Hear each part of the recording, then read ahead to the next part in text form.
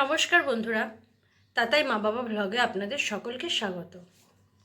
আমি আজ আপনাদের সাথে শেয়ার করতে চলেছি আলুর দমের একটা রেসিপি।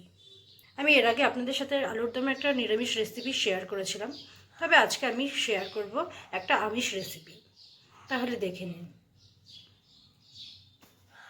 লাল ছোট আলুর আমিষ দম বানানোর জন্য আমি এখানে আলুগুলোকে প্রথমে সেদ্ধ করে নিয়েছি আর তারপরে খোসাগুলোকে ছাড়িয়ে নিয়েছি। আমি এদিকে মশলাটা তৈরি করে নিব, আর যার জন্য আমি মিক্সিতে নিয়ে নিচ্ছি কয়েক কোয়া রসুন, আদা আর কয়েকটা লঙ্কা। এগুলোকে আমি জল দিয়ে ভালো মতন পেস্ট করে নেব। আদা রসুন লঙ্কার পেস্ট আমার তৈরি করা হয়ে গিয়েছে।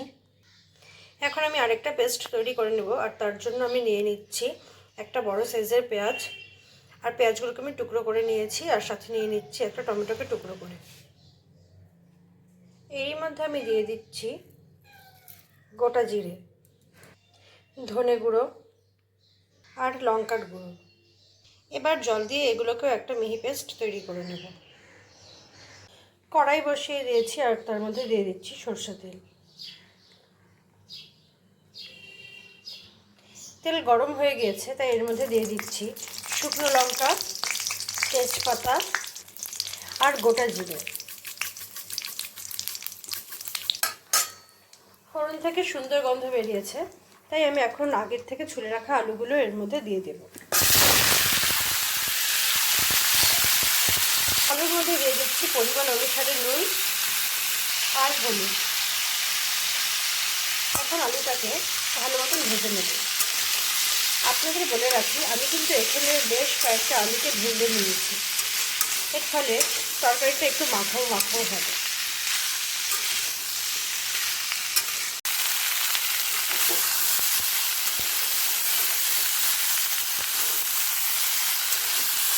আলুগুলো আমার ভাজা হয়ে গিয়েছে। এখন আমি এর মধ্যে দিয়ে দিচ্ছি আদা রসুন আর লঙ্কা পেস্ট। আপনারা চাইলে আলুগুলোকে তুলে রেখেও মশলাটাকে কষিয়ে নিতে পারতেন, কিন্তু আমি আলুর মধ্যে একবারে কষাচ্ছি।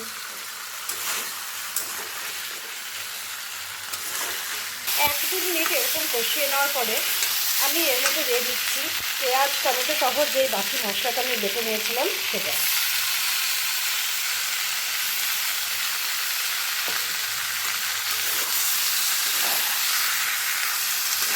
সব কিছু দিয়ে এখন আবার ভালো মতন কষিয়ে নেব।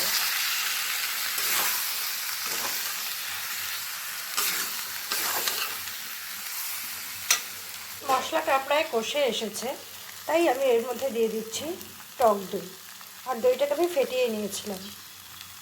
টক দই দেওয়ার সময় কিন্তু গ্যাসের আঁচ সবসময় সিম করে নিতে হবে, তা নাহলে দইটা ফেটে যাওয়ার সম্ভাবনা থেকে যায়।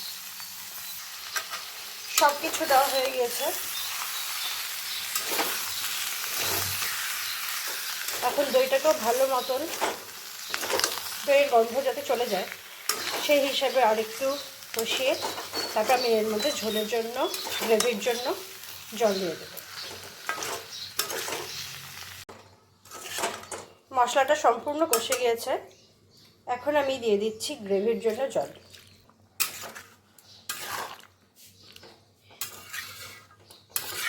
কিছু সময় ঢেকে রেখে দেবো আর গ্রেভিটা ফুটে উঠতে দেব। গ্রেভি ফুটে উঠেছে। নামানোর আগে আমি এখন এর মধ্যে দিয়ে দিচ্ছি গরম মশলার গুঁড়ো। আপনারা চাইলে এর মধ্যে ধনেপাতা কুচিও ব্যবহার করতে পারেন, কিন্তু আমি আর ধনেপাতা কুচি দেব না। এখন গ্যাস বন্ধ করে কিছু সময়ের জন্য ঢেকে রেখে দেব।